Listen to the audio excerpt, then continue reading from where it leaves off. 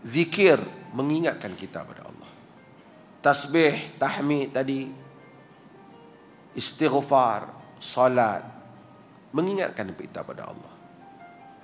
Manusia ini apabila dia ada hubungan dengan Allah, ada pencaturan di dalam pikiran dia tentang tindakannya.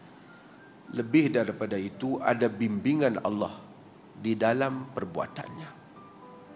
Tidak sama orang yang ingatan Allah berada dalam dirinya dengan orang yang tak ingat pada Allah di dalam keputusan-keputusan yang diambil di dalam hidupnya.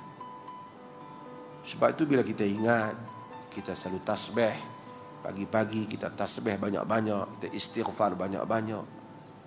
Allah bimbing keputusan kita, perkataan kita.